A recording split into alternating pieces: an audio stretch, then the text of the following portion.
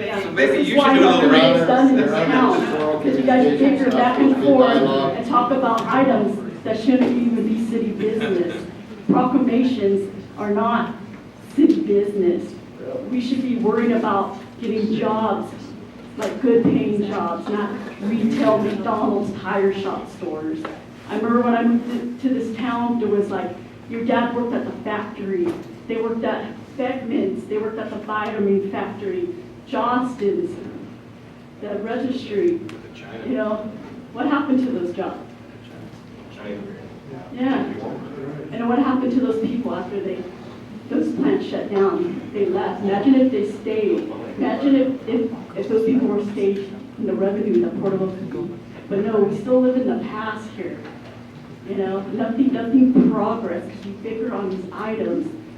One time I went to council, it was like 3-4 months, and you guys were figuring about the lighting at the park when there was a grant for it. You know, it's like, you know, the staff worked real hard making these items up for you, but you want to figure about 25 cents and this and that. It's like, you know, what's funny is I thought it was real funny about, okay, my well's going to run dry, but I'll have a backup city pump. Well, wow, I wish everybody could have a backup, you know. Well, I'm out of money, but maybe Mike will just give me money. Like, you know, it's just because one businessman, you know, it has to be an even playing field for everybody that wants to come in here and do business.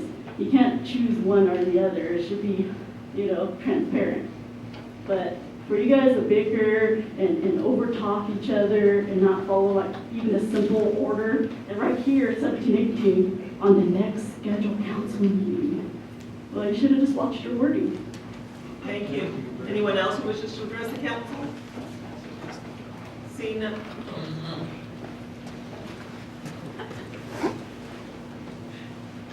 Hello, my name is Roger Zendel, and I'm from Clovis, and I came all my way to support the LGBT community here and also to speak on behalf of transgender people in this area who are not out, and I don't blame them considering the adversity we've seen here earlier this evening. I also wanted to personally thank you, Mayor Gurrola, for all that you've done for our community. You are my hero. Thank you so much for what you've done. And so every time that one of these fellas here say something against you, you remember that you have our community backing you, and we value you.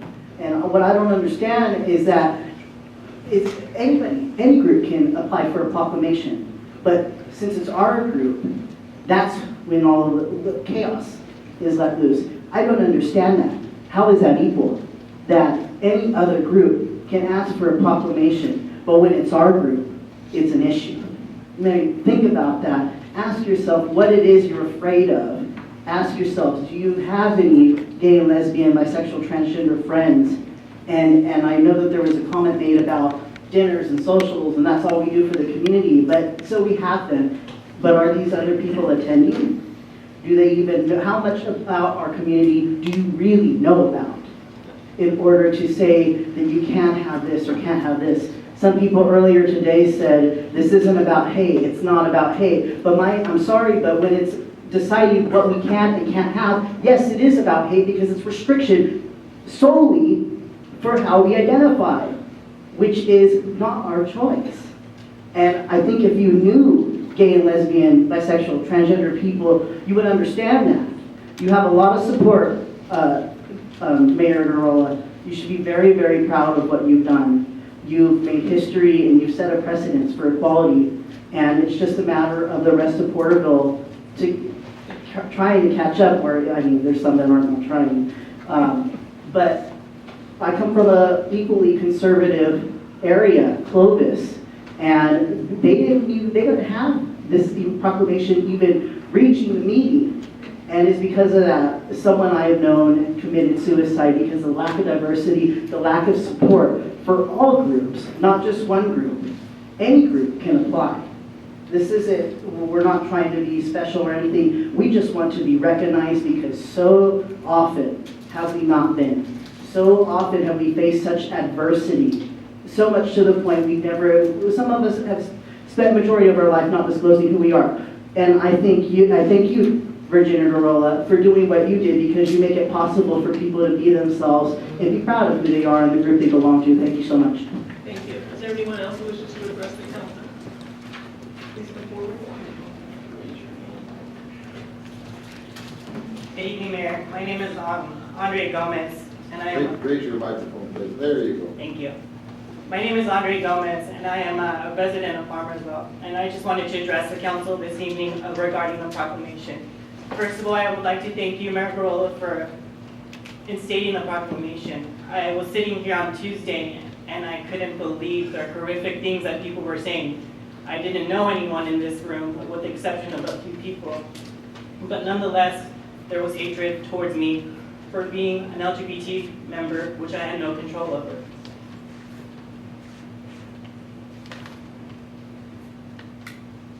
Thank you for reminding me to use my voice, because after Tuesday, I felt that I needed to come out and be who I was. And thank you very much, because without you proceeding to have this proclamation, I probably would still be in the closet. And thank you very much, because it's a beacon of hope.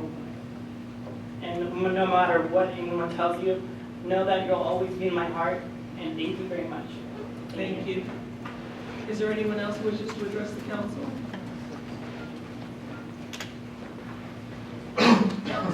My name is Jim Reeves. I'm a resident of the city of Visalia. I want to thank you, Mayor Gurrola, for the proclamation that you issued at the last meeting that I attended. I was very shocked at the response, frankly. I thought there would be some commentary against it, but to have so much hatred directed at you and the LGBT community in Porterville was just really disheartening. With the issue of changing the rules and procedures for the proclamation, I don't have any problem with that. I think if the council wants to do that, that's fine. That's within their prerogative. It would be fine with me.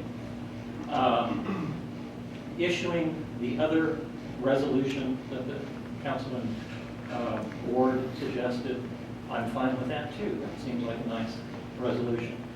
Rescinding the mayor's proclamation is nothing but an action of hatred towards the LGBT community, and I think it would be a shame if this council did that. Your council has already gone down in history with the 2008 resolution in support of Proposition 8. I think it would be a shame if it also went down in history as being the first council to rescind a gay pride proclamation. Thank you. Thank you. Is there anyone else? Seeing none? Thank you, Barry Kaplan from Porterville. I want to take this opportunity to express some of what's happened in the last 2 weeks. We saw only a very tiny part of the outpouring of the community here in Porterville that was expressed support for the mayor directly to her, indirectly, and showed up again here in numbers. Who you saw and who you heard from, and maybe some of it was also forwarded to each of you. Karen, you can wake up, please. Please keep the remarks to, wait a minute, keep the remarks to. And I as you would. please. Okay. Okay, So, who responded were men, women, and children of your community, the future of all ages. They were Christians, they were people of every other faith, they were people of no faith at all. They were every color, race, kind, and creed representative of our entire community. Porterville in the mid-60s, when a lot of you were growing up here, was about the size, I think, of Strathmore is today, maybe roughly 5,000 people. Now it's 55,000 people on its way to 120. It's not the small little rural village that it was when you were growing up anymore. It has people who have come here from all over California for all kinds of reasons.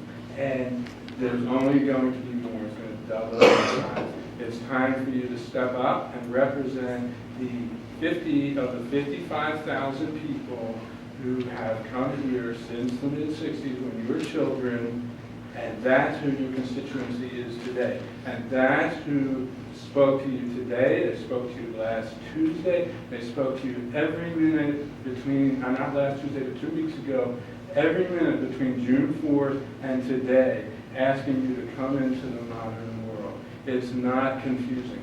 We heard Ms. Townsend speak, saying she wants this whole list of slew of proclamations. She wants a straight month, she wants a incest month, she wants a polygamy month, and she wants a bestiality month. Well, it's very simple. On the website that anybody in the world can request, can look. There's a form. It's a half-page form. That's how every proclamation you issue 2 or 3 times a month gets filled out. Somebody wants it for their group, they fill it out, they say why, the mayor, whoever it is at the time, signs it.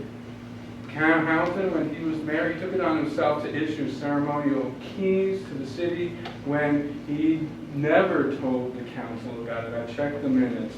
So let's keep that in mind. Time. Thank Thank you. Thank you. Is there anyone else who Last wishes? time you start Wait, thinking about this town, Barry, you almost got in Wait. trouble, so you gotta be careful. Can we continue? Go Let me ahead. clarify, I was using hyperbole, I'm sorry, I'm using hyperbole. And exaggerated. I was being exaggerated to show how ridiculous this is. I was using it under